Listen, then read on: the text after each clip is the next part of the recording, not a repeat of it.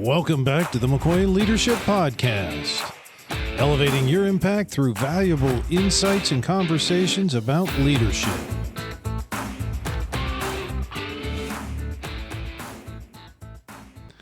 Welcome back to another episode of the McCoy Leadership Podcast, and today we have Deborah Crowe with us. Deborah has 3 decades of traversing the global landscape and a kaleidoscope of life experiences. And with a short introduction like that, I'm just excited and can't wait to get into it. Deborah, welcome. And why don't you tell us a little bit of how you've ended up where you are today? Well, thank you so much for having me. Isn't this always a fun-loaded question to start with? I've been an entrepreneur. It'll be 35 years at the end of May. My background is in neuroscience. I was a neurotrauma case manager for almost 20 years. And I think this story is going to lend such a great landscape for us today for our conversation. I was asked to take on 5 executives who were on short-term disability claims for stress. And from the day that I received the 5 referrals to 10 months later, I lost 3 VPs and 2 CEOs to cancer. And then the goosebump moment, this is where the hair on the back of your neck stands up. They all landed up at the local hospice where I volunteer. So it's a very humbling experience to be with people at the end of life. But that became the intersection of my private life as a volunteer and my work life.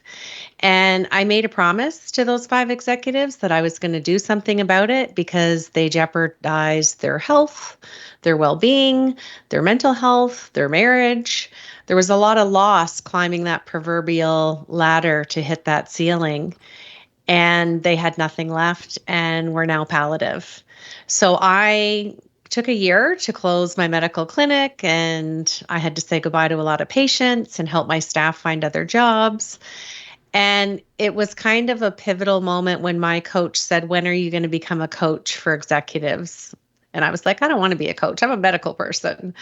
And he said, "But you've been coaching for almost 20 years, really large medical teams." And sometimes it takes that external person to look inside your world to show you all the transferable skills you have. So I moved into the leadership development space 16 years ago. I've also been teaching at our local college for 35 years, and I also teach at our local university. I teach emotional intelligence. So that's the fast track version. Awesome. Now, with the experience that you have, I'm kind of curious, those VPs and folks that ended up at hospice and you were volunteering there,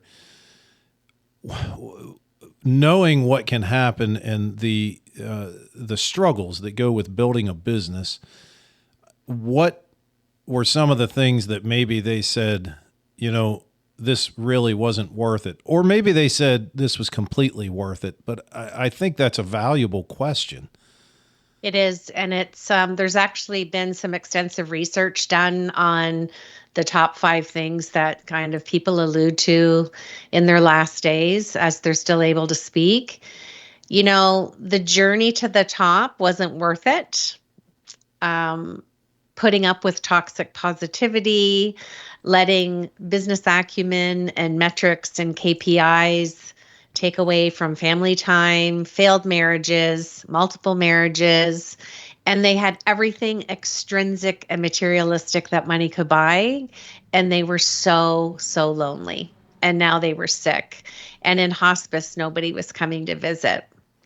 So, just having that self-audit of not taking care of themselves, not having any element of self-care in their life, and everything was push, go, get to the next thing. And they became, human doings and got caught up in the money and the stature to the point where it at some juncture took over their level of self-worth.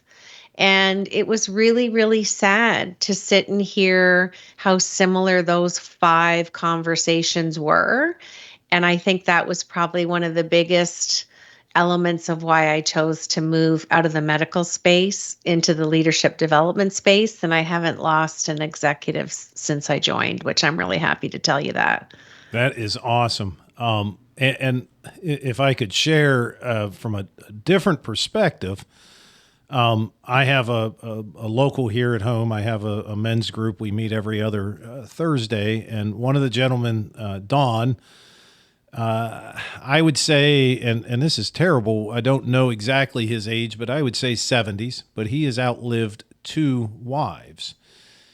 And we were having a discussion, and he said, and I'll be honest, the discussion was around sometimes I take on more than what I probably should, and I knowingly do it because I enjoy it.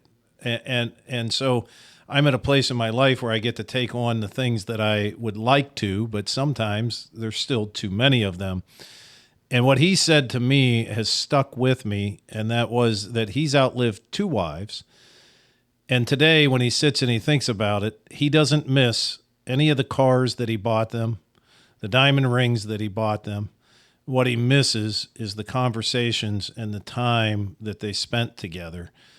And I'm looking at it from my angle thinking, wow, someday when I'm gone, do I want people to say, he was a great man, but he didn't have time to spend time with me, my daughter, my wife, so on and so forth. So that was why I was digging in there a little bit more. I won't deny that might have been a little selfish on my end. Just curious, what you found during that kind of end of life journey. And you have a book, Heart-Centered Leadership, and I'm assuming that through that experience, that's what spawned the book to come out. And you just said for you to kind of pivot and go in a different direction. But can you explain to us a little bit about the Heart-Centered Leadership Playbook?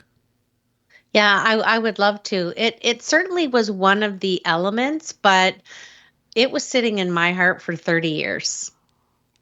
And I was told when I started my company at 24 that there was no room for heart or love or heart-centered leadership and business acumen.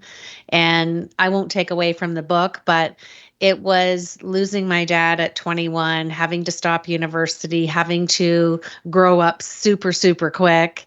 And I had resilience emotionally before I had emotional intelligence because I had to survive. I had to eat. I had rent. I was on my own. And I had some really awful bosses. Like, I won't even candy coat it. And they taught me so much. But my Irish Nana was really pivotal in my life. And she has a whole chapter in my book. And she really instilled solid core beliefs and values by the time I was 8 years old. And she always said to me that you can control you. You cannot control what other people say, how other people react, which is where we are now today with just everybody wanting to learn so much about emotional intelligence. But at the end of the day, if we don't look after ourselves, again, that self-care piece, another whole chapter in my book, if we don't manage our inner leader and model that for others, whether you're a C-suite or a middle manager or a team lead, you're doing yourself from a health perspective not a good thing because stress over time causes dis-ease in the body. And it's not selfish, it's vital. And many things can wait until the next day. And again, these were things alluded to me in these conversations with these 5 execs, like what I thought was important really wasn't important. And what I kept putting off, I thought was small, but it was actually the big things in my life. And just a lot of remorse and shame and regret. And I mean, I was a stranger. I know I had a professional relationship with them, but it really saddened me that I was the person bedside with them and there were no family, there was no friends. So again, honored to be that person, but also sad after I reflected on it. And, I talk about them every day because I want to keep their legacy alive. But the playbook for me, I wrote it during COVID. I figured it was a gift of time and I just got it done. And it's interesting. I had a full circle moment with that book because it landed up going number one in health administration, which is the world I left. So it's very interesting to see the dynamics of things and how I've left the medical world, but it hasn't fully let me go, which I always think and feel that is so interesting. So COVID, the world stopped, at least in you and I's two parts of the world. And many people for maybe a year or more worked from home, and they started to maybe realize some of these things. Why in the world, and I'm including myself here, why in the world did we go back to being busier than we ever were before? It was almost like we're trying to make up for everything that we didn't do over that year. But I know personally, I learned that there were a lot of things that you did daily that you thought were super important that you come to find out really aren't that important. So what leads us to, and I'm also thinking about something I said before the interview, you can read a book, but if you don't apply it. And so many of us have read all kinds of books about, taking time, meditation, yoga, whatever it is. And just for the record, I didn't read a book on yoga and I don't do yoga. But what makes us think that, that's not me. I don't need that until it's too late. What in our minds makes us continue to drive forward? Well, I am a yoga teacher. I became a yoga teacher at 50, and I've been teaching for almost 9 years. I think busyness is a mask for loneliness. I think busyness is a mask for, can somebody look at me? It's a negative self-worth. And when you're busy, you don't have to think about how sad you are. And I say this to you coming from a place as a fellow coach, and it's something that I see in a lot of people. I've coached a lot of athletes as well. And when people really lean into their feelings and their thoughts and their emotions, and I'm going to use the runner as an example, I've had people say, I thought I was running to exercise and stay in shape. And now I realize I've been running because I wanted to run away and not deal with this, this, and this. And I'm ready to open the lid on Pandora's box. And I know it's going to be hard and messy, but I'm ready. So just that view, that self-regard, and people compartmentalize things, and being, coming from a trauma place in medicine, trauma is a whole other show, but people either succumb to it, compartmentalize it, or they keep navigating and going and going and going, but eventually the emotions will bring them to a full stop. Makes sense. Yesterday, I had recorded another interview, and that guest said something, basically, whether it's exercise, alcohol, drugs, whatever it is, eating, shopping, her thought was you want to remove, I believe I'm getting this or quoting her correctly, but remove the emotional attachment to it. Why are you doing it? There's nothing wrong with going out and going for a run, but if you're going out to go for a run, as you said, to run away from something or to not think, then that's becoming a problem. So, how do you start to bring yourself out of that? And then, well, I'll back up. I want to ask a slightly different question first, because I think you kind of touched on it. At the beginning of our businesses, whether it's our career working for someone else, we start a new business, the general concept is you might have to work 80 or 90 hours a week to get this thing off of the ground, to get it going. And that's kind of generally accepted.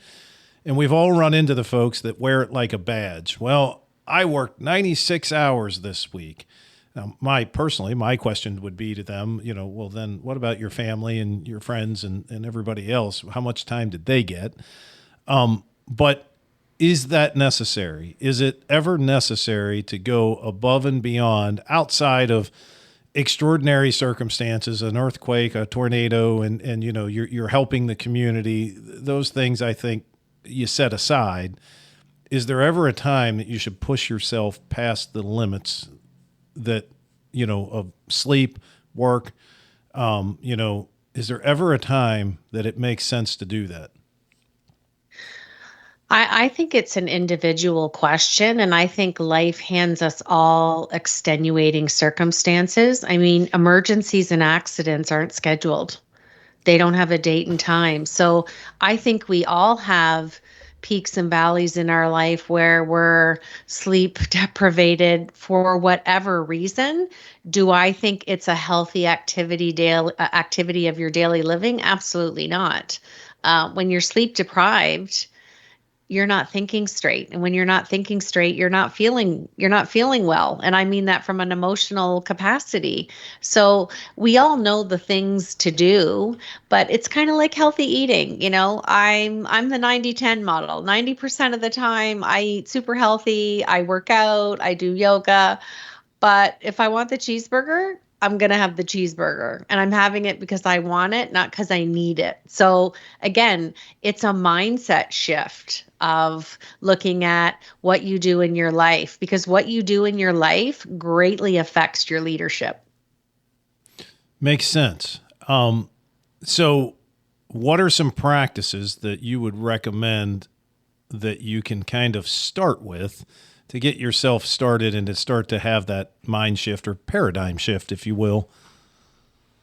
I think it has to be baby steps. I start with two simple things. Hydration. We all talk a lot, regardless of what our job is. We all talk a lot when we're not at work. Even if you're an introvert, there's still an element of talking. Drinking water. It's number one, it's good for you. We need to be hydrated. Our brains like when we're hydrated. And we need to get up from our desk to have a break. And drinking water is going to help you have that bio break. The other thing is, it is essential to have white space in your calendar. You can't go from meeting to meeting to meeting to meeting. Number one, cognitively, you're not with the person you think you are in each meeting because you cognitively still have remnants of the previous meeting. And if you don't have the white space, you need the break. You need to get up from your desk, maybe step outside, maybe walk your dog, go get some more water, whatever it is. That is absolutely critical. White space in your calendar. And then the last one is, I like waking up early in the morning. I'm not going to go on to some deep dive on you on a morning routine because, again, I think it's personal. I like to have an hour in the morning in my house, quiet before everybody gets up, to just think, look at my day, whether it's meditation or prayer or devotion or whatever it is for you, journaling. You got to find what you need to set yourself up. And I don't mean grabbing your cell phone and starting the scrolling and having your amygdala go from 0 to 160 seconds. Just quiet time, coffee, tea, whatever it is for you, and just allowing your mind to ease into the day because you've just come off the sleep cycle. So why come right out of the gate and grab your phone and everything starts going and you start thinking about all the things? It totally changes who you are from the moment you wake up to the moment you choose to do that. And it can be like 15 minutes. It doesn't have to be an hour. But I encourage folks to take time every day. It makes a huge difference on how your day is going to unfold. So you hit on picking up the phone, and I'm just curious your thoughts, and specifically maybe for the younger leaders that might be out there listening, and maybe your thoughts even on younger students that maybe don't know where they're going to be a leader, but they may be someday. I've often thought about this, and I've mentioned it before, that in 1952. Even if a family, if both parents were working, they came home after work and, that it was time to make dinner, play games, maybe 1952, I'm not sure, watch television. I think, television was out, listen to the radio, but they did things, and really their only glimpse to the outside world, outside of their community, was maybe the news at 6 p.m. or, the newspaper. today, people emotionally have the opportunity to be connected to so many events and so many people that really maybe they shouldn't be, or they couldn't have been in the past. What type of emotional toll does that take on us of being on that phone or on social media on your computer? And what amazes me is I only use social media for putting out messages, from our business. I personally do not participate in any way, shape, or form. Yes, I have a page because I have to have a business page. And I think the last time I posted something was like 2017. And it was a pretty picture of a sunset because so my real question is, what effect do you think that has on us and takes away from our self-care? Oh, we could do a whole show just on that. So the first part of your question, I have two young daughters. My youngest is just graduating from university. Everyone needs a digital detox. We've become so dependent on these phones, and it doesn't matter where you go, people are on them. I see people walking. I've let people run into me on a sidewalk who's on their phone. Yep. I do it intentionally to say, you might want to look up. It's a great invention, but it's become an addiction. I see a lot of young people who don't like picking up the phone to make phone calls because their way of communicating is text or email.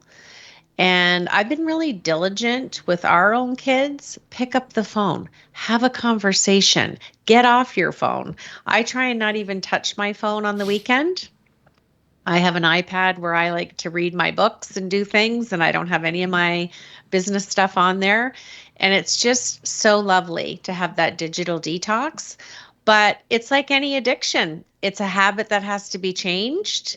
And for this generation, unfortunately, it's all they know. I was one of the parents who was one of the last, and my kids didn't get a phone till grade 9. And they harped for 2 years for me to do it, but I was just trying to defer that addiction because it affects their sleep, it affects their mood. And like you said, we have enough thoughts in our head, 80,000 a day. And the amount of information coming at us is like a tsunami. And what it's doing is it's affecting mental health, which we've seen, especially in young kids. We don't get a break from thinking, and that's exhausting. And when you're mentally exhausted, you're not really good to anyone or anything because you don't have a clear point of view to create thoughts, to have a response. Like you're just done. I think we're setting up for a generation of burnout, which we're already seeing across multiple generations, like a 50-year span, because we're seeing that in the workplace from 20 to 70. And I think people have FOMO. Like if they disconnect, they're going to miss something. I like JOMO, the joy of missing out. That's the bandwagon that I've jumped on, and I'm okay not to see that ad or that story or whatever. And I also don't like how much falseness is out there and some of the messaging that is given to our young people. You and I were fortunate enough because we have knowledge and wisdom, and we bridge that gap with our maturity. And we just know we don't need to be on. You even alluded, you haven't posted in a long time. We all have our own personal preference. I think it's another great strategy for self-care. And taking a digital detox, whether it's X amount of hours per day or on Sunday or whatever it is for you, our minds need to rest, and not only when we're sleeping. I think that's the critical piece to answering your question. Our minds need to rest just as much as our bodies. And in addition to X amount of hours of sleep, I hope most people get 7 or 8, but they don't. Most people walking around are sleep deprived and cognitively fried from devices. So to kind of two things. One, it's been 6 years, I believe. I got rid of television. And it was just one of those things that I kind of felt, and now when I say that, if there's something that I really want to watch or something like that, we'll watch it on our computer or what have you, but there is no television in my house. I have an 11-year-old daughter, and for the most part, she's okay with it. Occasionally she'll say, yeah, why can't we have a TV like everybody else? But for the most part, we're outside, we're doing things, we're creating something. And that's the other piece that I think is missing so much, is that we're bringing this next generation along to kind of say, YouTube can be great. You can find anything there, right?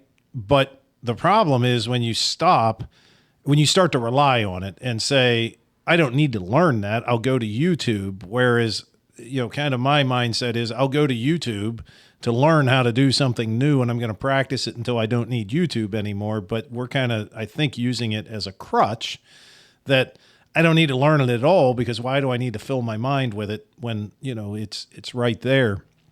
But the second thing, I have a niece and nephew, and I've mentioned this once before, I think, but I just recently, they were home, and they were with lots of family. And of course, most of the family use social media. And the one day somebody, I believe it was my wife, brought up a picture of them from like the day before that was on social media. And they looked at it and they said, look, 28 people love me. And in their mind, I mean, they were very serious. And in my mind, that means absolutely nothing. But to them, at 4 and 5 years old, that was important. And that really has stuck with me, that's the least important thing in the world. I could care less what the people on social media think. I want to know what the people around me think and value maybe, what I say. So do you, kind of sticking with that, do you think face-to-face interaction is still important today with Zoom and we're meeting right now, across Teams, but is face-to-face interaction still important? I think it's viable. I think it's beyond important. I think it's vital to our well-being. AI will never replace this. It's enjoyable to see you, even though we're not in the same room. There's still a connection, having a great conversation. Just using your example, I'll tell you why that scares me for those young kids. Social development is done at the age of 6, and they're being set up to only feel loved if they're externally validated. How scary is that? Yes. The other example I often use with younger leaders, and I've heard many times something to the nature of, I'm struggling to find a boyfriend or a girlfriend or somebody to spend time with and date. But yet at the same time, to your point, you see them on the street looking at their phone and, corresponding on social media, so on and so forth. And 5 great candidates could walk past them, but it doesn't even dawn on them to look around and actually engage in person, as opposed to looking for that person online. And, we could go on and on about that, but we are sometimes just missing what is right in front of us. And I think we are extremely lucky. I'm 45 years old, so I'm right at that point where I grew up. There were no cell phones. They became introduced. I use all of them. I use iPad, iPhone. I have an Apple Watch, which I don't wear unless I'm traveling or running or exercising. The reason I stopped wearing it was I realized how rude it was when I was in an in-person meeting, and that thing would buzz and I would look at it. And I had a few people ask me, are you tight on time? Do we need to reschedule this? And I realized why they said that. So I've stopped wearing it because I don't want anything to take my attention away from you. Right before we started, my phone rang and I put it on silent because I don't want anything to take away from our time together and our conversation. And I think that's missing today with so many people. So you also talk about vulnerability and authenticity being very important. I sometimes, authenticity, I think people can say, yes, I'm very authentic and I believe that. But when we start to talk about vulnerability, and I think the two are tied, but why do so many executives think it is not okay to show vulnerability? And what are your thoughts on how they should do that? Oh, that's a great question. I think they're afraid to show it because they're worried what other people will think and they'll be judged.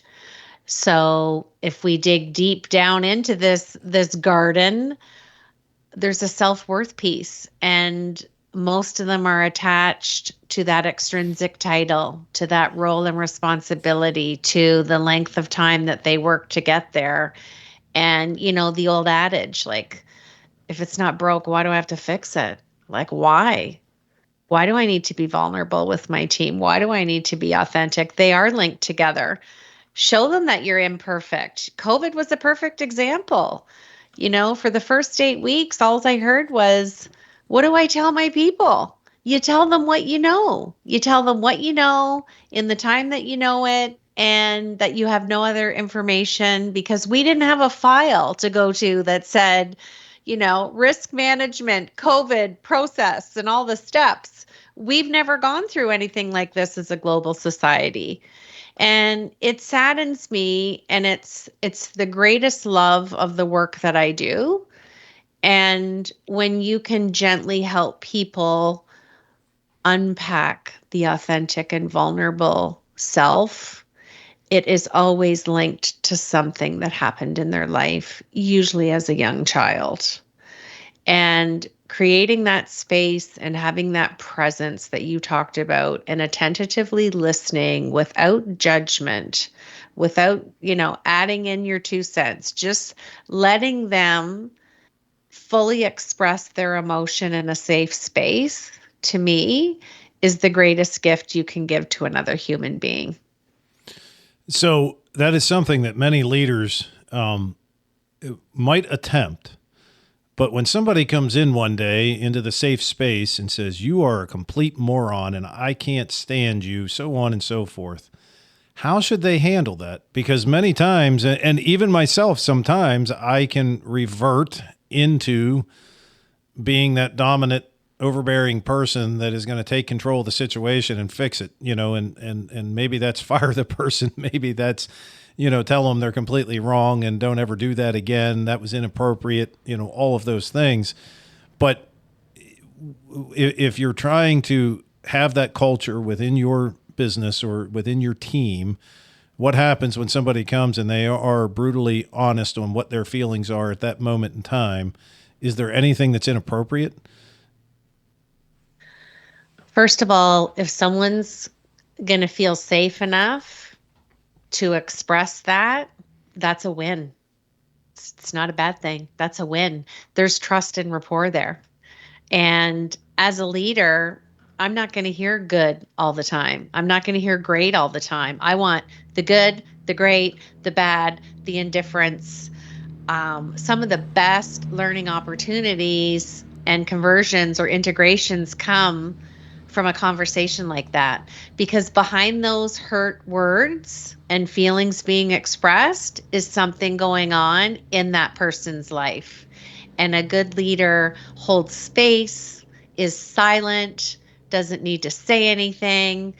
And a lot of times I really coach people to say, if you're going to go in and say that, start the conversation by saying, I just need to get a few things off of my chest, and I'm not looking for feedback or judgment.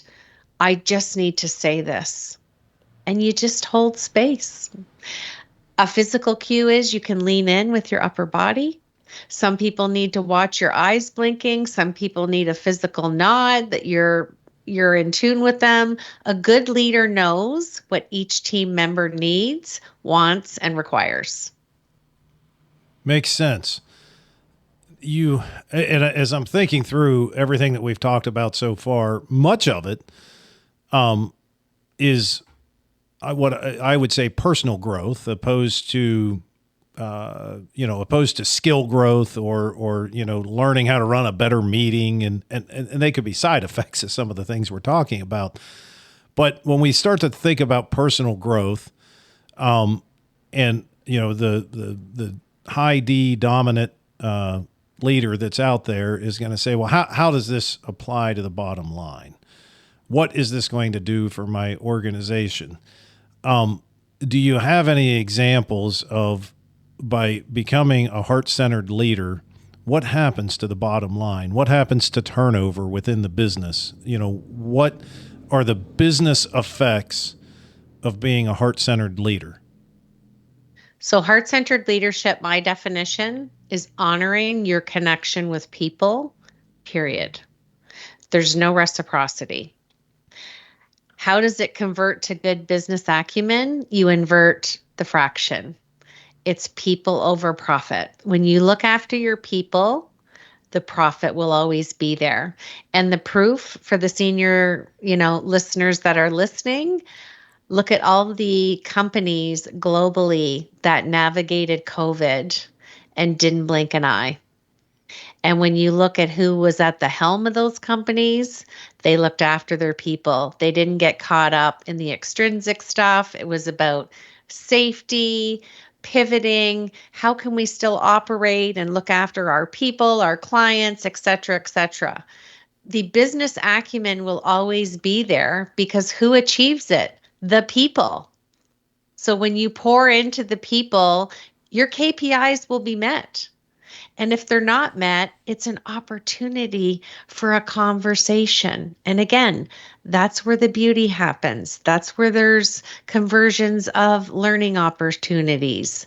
And people have that reactive approach of, it should have been this, it should have been that. There's always room for two things: listening, pausing, which leads to a meaningful conversation. So many of our listeners are solopreneurs and business owners that maybe have small businesses. I'll use myself as an example. My business has one employee, which is me. So personal growth often starts, obviously with ourselves. But how can a small business or a business of one put people over the profits and apply some of these things? How can I become a better heart-centered leader when I'm really just leading myself and growing my business? Now, someday I may have employees as we continue to grow, but how can I apply these tactics? Tactics is probably not the right word, but how can I apply these principles to myself and my business when it's just me? There's no just, it's you. And the more you work on yourself, the better solopreneur you're going to be. So I'm a solopreneur, but I have like an admin team. So when I'm chatting to people about potentially becoming a client, I use all the strategies we talked about today. I'm not selling anything. I'm having a conversation. I'm listening. I'm hearing what the needs are, what modalities they're looking to have. It's multiple conversations until we have to get to the sales, or what I like to call the exchange of time and how much money. It's multiple conversations. And a lot of people have said to me, you need a CRM, you need funnels, you need. Well, I'm 35 years at the end of next month, so I think I'm doing okay. You don't have to climb on, it's the technology thing again. You don't have to climb on the latest and greatest. I'm not looking to scale at this point in my life. I'm on what I call legacy work. But I've always grown my business slow and consistent, and my business has continued to grow from referrals. And I work within a lot of companies. So I may start off with one person, and then when I'm finished with them, I'm asked to go work with this person or this team. And I'm never in a rush. We have time to be slow and methodical, but we talked and joked before you hit record about being an expert. I don't want to be known as an expert. I'm a seasoned leader in heart-centered leadership with a love for neuroscience. And I think the combination of every part of my life, every chapter of my life, whether it be resilience or success or learning, has all contributed to where I am present day. But I'm continuing to learn. I love to read. I love teaching my students at college and university. And like you, there is nothing that will ever be better than what we're doing right now, which is having a meaningful conversation. Absolutely. Which I'm not gonna, we don't have time to go through that, but my life story is filled with all kinds of imperfections, that have happened over the years, things, and sometimes when you're talking to someone and someone says that's terrible, you're like, that's horrible that a tornado hit a building that you had, is one small example. And I always tell them, no, it's great, because it gave me experience that I would have never had otherwise. And now I can apply those experiences. Being a seasoned leader, I can work through those. And I always tell people that I have no regrets about anything that's ever happened to me, because it's what has made me today. And it's what gives me the ability to be able to work and share those stories, which, as a coach, many times I'm sharing stories because that's how you connect with people. I've often said that statistics are great for reports, but they're not going to help you connect to anybody. So it's that telling stories. And you, as well, as being someone that has embraced life's imperfections, what advice would you give a leader who is listening right now thinking, I think this makes sense, but they're struggling with the idea that, well, what if I fail? I'm going to look bad. Or maybe the company I work for isn't going to go along with this. What would be your advice to that person? I think my exact words would be, good for you for trying. I'd rather you try and fail than perseverate on an idea of, I wish I coulda, woulda, shoulda. And you get back up and you fall forward. I like it. And I have fallen forward many times and don't regret any chapter or any attempt of being a better human in this world. Failure is the foundation to succeeding in anything in life or leadership. Absolutely. I think I read somewhere, it might have been a John Maxwell book, Failing Forward, where it basically said that's one of the things they don't teach us in school is how to properly fail. Winning, they teach you how to win, but don't teach you how to properly fail. So I wasn't intending on this question, and I'm slightly kind of shifting gears a little bit, but with the experiences we talked about at the beginning, I often coach people because I do believe that you need to have a personal mission statement. And one of the exercises that I do through that is having someone go through and kind of write their obituary of how they would like to see that and think about that end of life.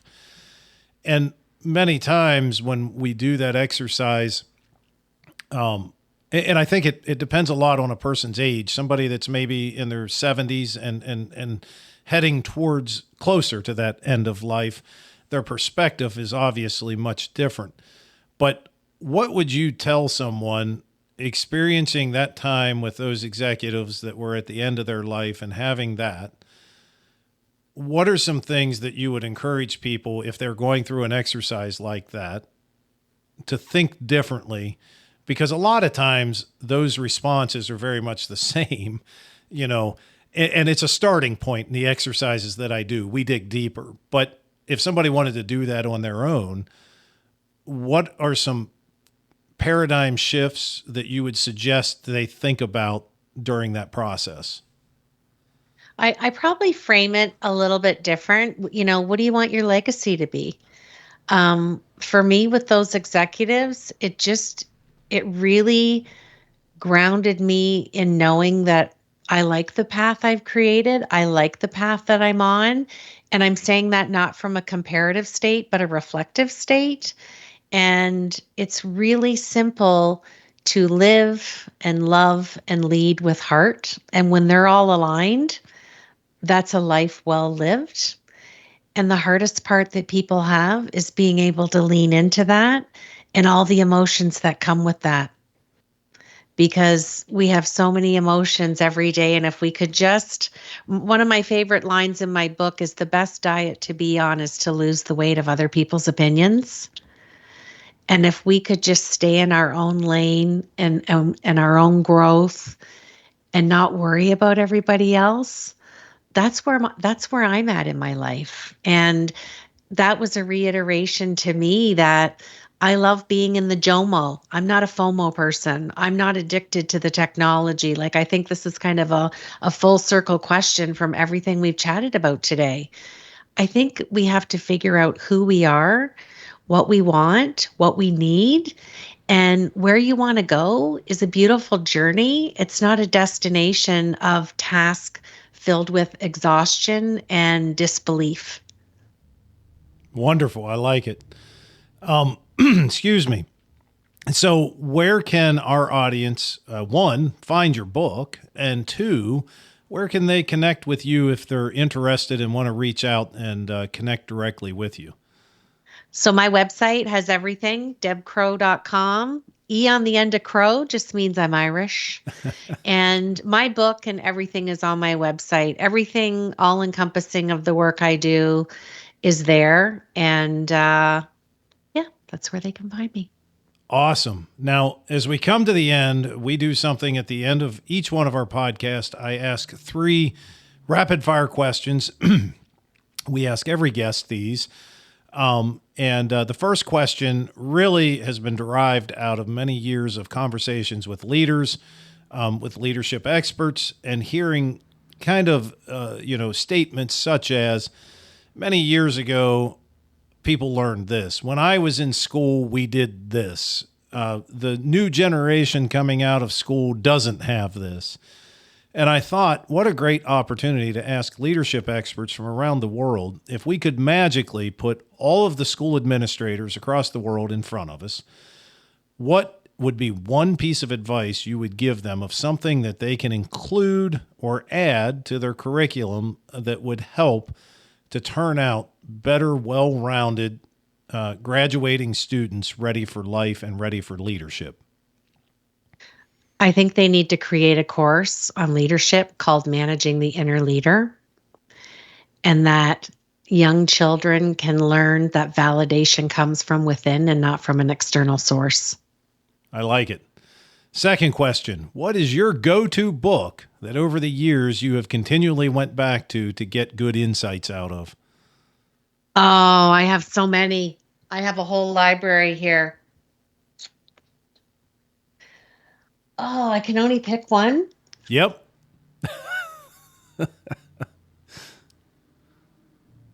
I think I'm going to go with the Emotional Intelligence series that started way back in the late 80s. So there's multiple authors, and I've loved seeing the evolution of that.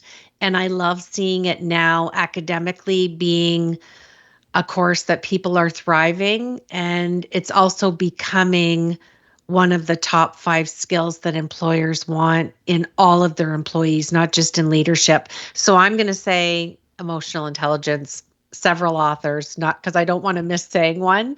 That would be my go-to. Okay. And last question is, in this ever-changing world of technology, and we talked about technology a little bit earlier, what is your most useful and favorite piece of technology today? From a device or a platform? Either one. I love my iPad because I can do so many things on it, and it holds a special memory for me. When I closed my last pediatric brain injury patient file, I decided to buy myself something to embark on the journey and the closing of that chapter because it felt like a loss. So I bought an iPad. I still love holding books, but I enjoy reading on the Kindle Reader. And I just love that I can look at any article that I want and just read and have that be part of my self-care and just enjoying technology, but not being interrupted by other things because I don't have all the programs on there. It's just kind of my digital detox and my deep world of where I want to go and what I want to do. I like it. Well, Deborah, thank you so much for joining us today. I had a lot of fun in the conversation, and I think it would be great to have you on again in the future. I think we could talk for a couple more hours probably about this subject and other leadership subjects. But thank you so much for joining us. Well, thank you for having me, and nothing will ever beat a great conversation like this. I agree 100%. And for our listeners, if you've enjoyed this episode, check out our past episodes. Don't forget to subscribe to us on whatever platform you're on so that you get alerts when the new episodes are released. Until next time, we appreciate all of you.